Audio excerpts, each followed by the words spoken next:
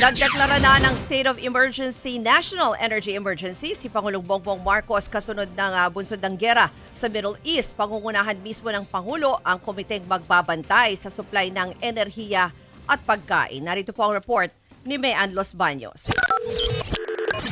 Accelerate all of this because of the oil crisis that is happening. Itong problema is because of the war in the Middle East. Mismong si Pangulong Bongbong Marcos nga ang nagsabi na may krisis sa langis. Bagay na nilinaw ni Press Officer Claire Castro na wala pa raw krisis. Ang nais pong sabihin ng Pangulo patungkol sa oil crisis, pinapatungkulan niya po doon ay ang oil crisis sa Middle East. Wala naman tayong dina-downplay. Ito po kasi yung totoong sitwasyon. Ayon naman sa Department of Energy, temporary crisis ang nararanasan natin ngayon. That we have sufficient fuel, that pwede po tayo can go day-to-day in our day-to-day lives para po we make sure that our country can surpass this temporary crisis. Whether you call it a crisis or not, we're really doing like the maximum that we could do. I don't actually know the difference. That why is there a debate? But we're taking this very seriously actually. Ngayong araw, nagdeklara na ng National State of Energy Emergency si Pangulong Marcos. Kaya pwedeng magpatupad ang pamahalaan ng agarang hakbang tulad ng pagtitipid sa kuryente, pagkontrol sa supply at mas mahigit na monitoring. Kasabay nito, binuo ang Uplift Committee na pamumunuan ng Pangulo. Sila ang magbabantay sa supply ng langis, pagkain at iba pang essential goods. Bago ang anunsyo ng Pangulo, naging tensyonado sa pagdinig ng Senado. Tumaas ang boses at uminit ang ulo ni Senator Loren Legarda ng talakayan ng epekto at plano ng DOE sa giyera sa Middle East dahil mismong ang kalihim nito absent nung umaga ng hearing. No less than the cabinet level should be here. Why should the DOE secretary be exempted? Pag kayo ay humihingi ng mga budget ninyo, maski overnight, nandyan kayo. Pero pag crisis action plan, marami kayong dahilan. Sinertify as urgent pa raw ang hiniling na emergency powers para suspendin ang excise tax. Pero nung pinasa ng Kongreso, biglang hindi pa pala sure kung gagamitin ba ito o hindi. Ang gulo ninyo, sinabi nyo excise tax, kailangan urgent. Ano ba? Ano ba? Kailangan ba? Hindi. It was deemed urgent, napasa, tapos pagkapasa namin, we will see.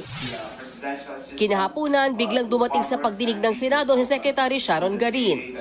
Bakit tayo hindi nag-stockpile gaya ng ating mga ASEAN neighbors at bakit ganito ang presyo ngayon? Obviously, because we are in a crisis.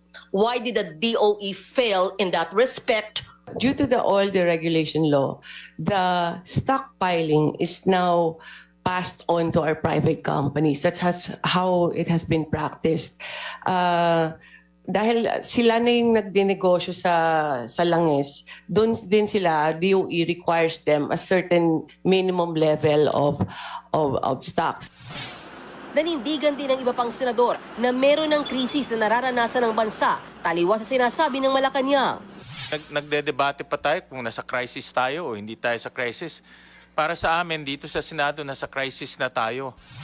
Nanunood sa buhay ng mga ordinaryong Pilipino ang bigat ng taas ng presyo ng petrolyo. Ngayong araw, ang simula ng panibagong mega oil price hike.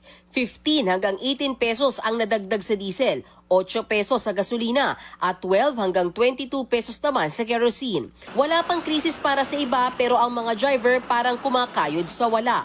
Kailangan bawasan talaga dahil sa mahal ng diesel. Yung boundary nyo dati magkano po? Dati 700, ngayon ginagawa ng 500 na lang. Pati misis ng mga tsuper, dumadaing. Ngayon talagang wala ka na ibabudget eh. Kasi wala na talagang naiuuwi. Kasi tulad kahapon, kumarga kami ng diesel nasa 1,000 mahigit. Tapos tatlong ikot, 120 na lang ata sinobra namin. Paano ko mapagkakasya sa isang araw na pagkain ng isang pamilya? Sa ngayon, umarangkada na ang fuel subsidy. Yung method of payment, lahat ng klaseng method of payment, we can do it via digital pay. Pwedeng gamitin yun. Meron pa rin iilan na talagang gusto nila, hindi tayo magandang gawin digital. Kaya meron pa, pwede mag-issue ng check eh. At kung talagang kahit cash, pwede pa rin. Pero siguro, mas maginhawa, it's easier, it's more practical. Pag as much as possible, ang gagawin natin ay digital payment. So, Ayon sa Pangulo, hindi lang ito para sa Metro Manila, kundi para sa buong bansa.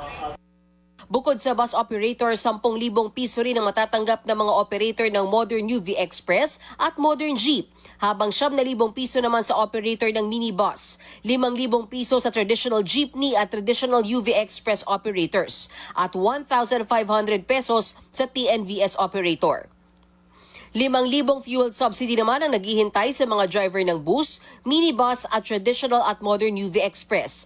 1,500 pesos naman sa traditional jeepney at TNVS drivers. Sa bahagi ng DSWD, mga TNVS driver ang nakaschedule na bigyan ng ayuda ngayong araw. Mga kapatid, ako po si Ruth Cabal. Dito tayo sa totoo, dito tayo sa True FM.